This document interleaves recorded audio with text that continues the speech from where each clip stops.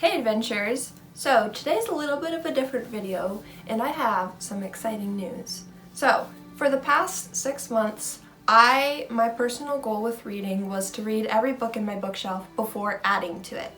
And I was really diligent about this. A couple books were added. I think for my birthday I got a couple books and I think I picked up two from the thrift store that I couldn't resist. But for the most part, I was very strict and I kept to my goal. My reading ended up increasing dramatically because I always knew what my options were to pick up next. I picked up a lot on audiobook and I just got through a lot of stories that I've been putting off for a long time. So it's been quite the adventuresome reading year, even though it's all been from my bookshelf. It's felt adventuresome for me. I have read every book in this bookshelf. There are a couple exceptions that I wanted to make note of first of all. Books like, oh I just moved it, the Complete Ruritanian Romances. I purchased this because I wanted The Prisoner of Zenda. I read The Prisoner of Zenda, I read the second book, but there's a short story at the end of this I haven't read. Same with my Legend of Sleepy Hollow copy. It's Legends of Sleepy Hollow and Other Tales. I've read the Legend of Sleepy Hollow, I haven't read the Other Tales yet. I think it's the same with my Rip Van Winkle copy. Winkle? Winkle. Rip Van Winkle. No, well, let's see. Rip Van, well the spine is so faded. Winkle. Winkle? Okay. There's no R. And I just remembered this. I have two antique books here. Will you pull them out? One is Robin Hood, which I haven't read, at least not this Robin Hood, I don't think. Is it Howard Pyle? No, it's by Louis Reed. It's not Louis, it's Louis. Louis Reed. Louis Reed. This is one I have a hard time finding in a digital format. And this book I just haven't, I don't know, it's more of like a picture book, and yes, that is mold on the back. Yeah, I'm supposed that's to why I ignore didn't touch that. But there's large words, lots of... It's a children's story. It's a children's storybook that I haven't read. I picked it up.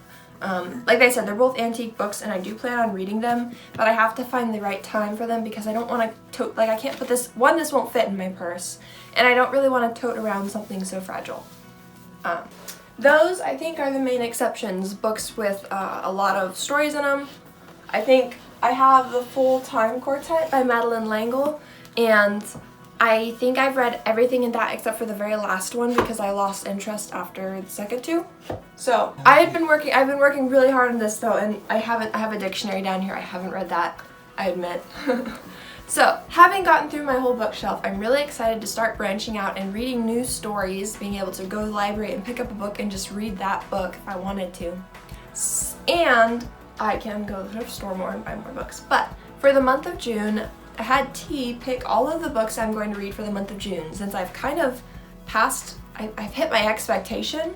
There's books I want to read that I don't own, of course, but I thought this would be a fun adventure. So, T, what have you got for me? Well, so she told me to pick 4 books for her that she could either read physically or find on audiobook or something like that. And so one of them I don't own physically. We don't own physically. Okay.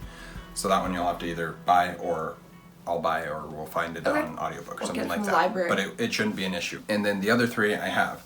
So we will start with whatever one comes out first. Get the what am I reading? Hidden blanket. All right. So the first one that I picked is The War of the Worlds by The War of the Worlds by H.G. Wells. This is probably the first sci-fi novel that I ever read, and also probably my favorite sci-fi novel that I've ever read. I haven't read a ton of sci-fi still, but it's a classic, and it's just a brilliant story and easily one of my favorite. And I saw it on my bookshelf. I'm like, oh, that's a perfect option to make her read, because it's more along the lines of something that she'd like than all the epic high fantasy that I like to make people read. I listened to part of this for school once, but I don't think I've actually read the entire book. And that's the other thing. If it's a book that she has already read, she said, I'll pick another one. So I do have a backup in case that happens. So the next book that I chose is Howl'S Moving Castle by Diana Wynne Jones. This is one that Kate got me for Christmas, and I think she wanted to read it more than I did, which is alright. Yeah. But I really enjoyed the book.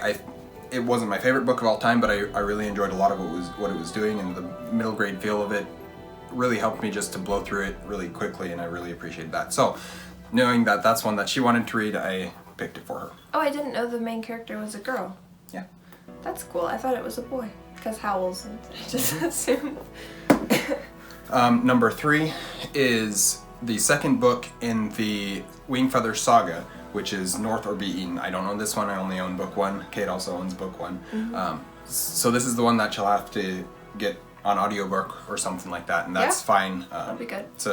I read all of them on audiobook, and I really enjoyed the audiobooks for them. So be good. I thought that was a good one for her to read as well, especially since I made her read the first one and she liked the first one. I liked the first one. It was good. And the second one is my personal favorite of the 4.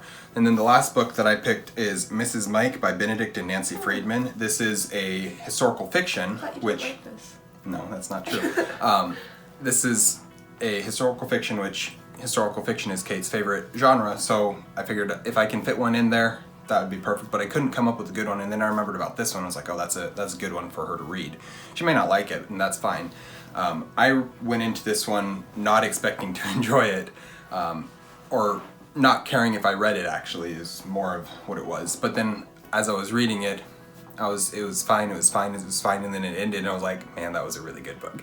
So, I'm gonna make her read this one as well. And that's an old copy that we got from our grandpa, I think. I think we have a newer one, don't we? I don't think so. We might somewhere, but I don't know. Anyways, those are the 4 books that I chose for Kate to read in the month of June. We might do something like this for me next month or something like that, because next month will be the new quarter, and I'll have a new quarterly TBR for me to read through, so we will see what happens. But anyways. What's your extra? Because this is not enough books for this month. Oh, okay. All right, well then, because I was expecting to have an extra, let me go ahead and grab it. She might suspect what it is. I just saw how thick it was, and I know what it is. I think she might suspect what it is.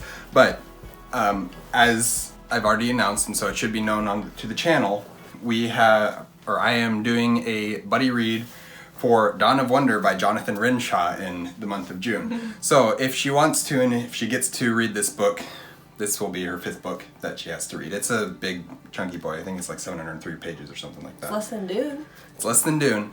I really enjoyed it the first time I read it. We've been trying, me and my friend Bryn have been trying to get her to read it since I first read it back in August of 2020, I think. So it's been a while now, and I'm ready to reread it, and I want her to reread it. Okay. But, so those are the 5 books, I guess, that I'm going to make her read this month.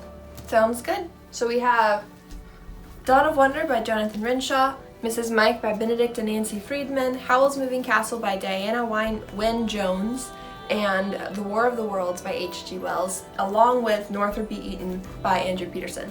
Yes. It's going to be a fun month, guys. Yes. It'll be good.